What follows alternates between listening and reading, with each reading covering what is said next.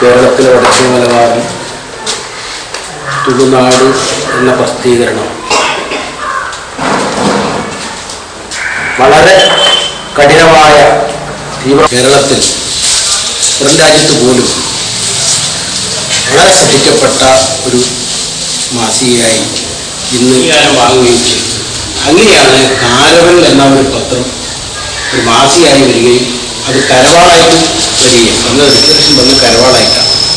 അപ്പം അത് പഴയ കാലങ്ങളെ ഓർമ്മപ്പെടുത്താനാണ് ഞാൻ ചെയ്യുന്നത്. ഒരുപാടിലുണ്ട് എന്നതിലെ ഒരു ആത്മസംതൃപ്തി, സുഖം ഇതൊക്കെ അനുഭവിക്കുമ്പോൾ ആ ഒരു നേരിൻ്റെ അടിസ്ഥാനത്തിലാണ് എന്നെ സുഹൃത്ത് കാണിച്ചു തരാൻ വേണ്ടി നിങ്ങൾക്ക് വെക്കുകയും ചെയ്യുന്നൊരു ഓർമ്മ എന്നെ വല്ലാതെ ഉണ്ടാക്കി. അന്ന് ഗോഡണൊന്നുമില്ലാതെ വരുമ്പോൾ ഒരു കൈ പകുതി താത്ത് ഒരു വളഞ്ഞ കൊടയുമായി വളഞ്ഞ ഒരു മനുഷ്യൻ പുളി പോലുള്ളൊരു കൃതാവ് താടിയൊന്നുമില്ലാതെ മണങ്ങിങ്ങനെ വരിക, നല്ലോണം മുറുക്കാൻ നോക്കിക്കൊണ്ടിങ്ങനെ വരികയാണ്. ചെറുപ്പക്കാരൻ വെടുത്ത് നല്ല സുഖമായ ചെറുപ്പം. അതാണ് സുവർണവല്ലി ഭാഷ എന്ന് ദൂരത്ത് കാണിക്കുന്നത്. ഈ മനുഷ്യൻ ഇങ്ങനെ ആ ചാറ് മഴയത്ത് സ്കൂളിൻ്റെ കോമ്പൗണ്ടിലൂടെ നടന്നു പോകുന്ന ഒരു ഓർമ്മ എൻ്റെ മനസ്സിൽ ഇന്ന് അവിചാരിത് പറയട്ടെ. അന്ന് ക്ലാസ്സിലേക്ക് ഞങ്ങൾ മലയാള പാഠം എടുക്കാൻ ക്ലാസ് ടീച്ചറായിട്ട് വന്നത് സുവർണവല്ലി ഭാഷ. സുവർണവല്ലി ഭാഷ വന്ന് രണ്ടാമത്തെ ദിവസം ഒരു സംഭവം ഉണ്ടായി. ഈ സംഭവമാണ് എന്നെ അത് കാലം അടയാളപ്പെടുത്തി. ക്ലാസ്സിലൊരു കവിത ചൊല്ലുകയാണ്. എനിക്ക് ഓർമ്മയുണ്ട്, അന്ന് 8ാം ക്ലാസ്സിലുണ്ടായ കവിതയാണ് എനിക്ക് തോന്നുന്നത്.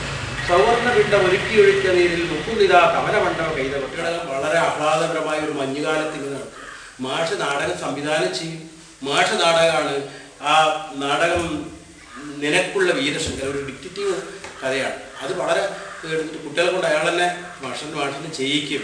ആ നാടകം അവതരിപ്പിക്കും. ആ നാടകത്തിന് ഫസ്റ്റ് കിട്ടിക്കുന്ന ഒരു കാലം നിരീക്ഷൺ രാജാസ് ഹൈസ്കൂൾ ഉണ്ടായിരുന്നു.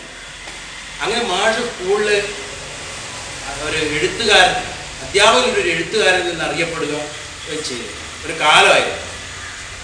അതിലുപരി ആ കാലഘട്ടത്തിൽ തന്നെ 68-ന് മുമ്പാണ് സുവർണവല്ലിയിൽ നിന്ന് ഒരു നാടകം കലങ്ങിത്തെളിഞ്ഞ ജീവിതം. ആ നാടകം വളരെ ചെറുപ്പത്തിൽ പിന്നെ ഞാൻ വായിച്ച ഓർമ്മയുണ്ട്. ആ അഭ്യസ്തവിദ്യരായ ചെറുപ്പക്കാരന് ജോലി കിട്ടാതെ വളരെ കഠിനമായ കഷ്ടപ്പാടുകൾ അനുഭവിച്ച് ദുരന്തം അനുഭവിക്കുന്ന ഒരു വല്ലാത്ത കാലത്തിൻ്റെ ഒരു ഇത് അനുഭവിക്കുന്ന ഒരു കാലം. ഇതാണ് സുവർണവല്ലി ഭാഷ. സുവർണവല്ലി ഭാഷ അവസാനം അടയാളപ്പെടുത്തിയ ഏറ്റവും വലിയൊരു കാര്യമുണ്ട്. നീലേശ്വരത്ത് തെരുവിൻ്റെ അടുത്ത് സഹൃദയ ബുക്ക്, അയാൾ ആഗ്രഹമായിരുന്നു വലിയൊരു ബുക്ക്. നിഷ്കളങ്കനാണ്, ആരോടും എതിർപ്പുകളില്ലാത്തൊരു മനുഷ്യനാണ്. ഒരാളോട് ചീത്ത പറയുന്നത് ഞാൻ കേട്ടിട്ടില്ല. ചീത്ത പറയുന്നതിന് മുമ്പ് തലകുലിക്ക് ഒരു ചിരിയുണ്ട്, മുടിയൊരു ഒരുപാട്.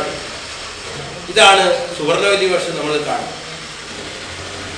നിനക്കുള്ള വീരശൃംഖല, കലങ്ങിത്തെളിഞ്ഞ ജീവിതം, ഒരുപാട്, അതായത് 10-38 കൃതികളോളം എൻ്റെ അറിവിൽ സുവർണവല്ലി ഭാഷയുണ്ട്. തുളുനാടിലും ഇവിടെ ഇരിക്കുന്ന ഓരോരുത്തർക്കും എൻ്റെ ഈ വാക്ക് നിർത്തിക്കൊണ്ട് ഞാൻ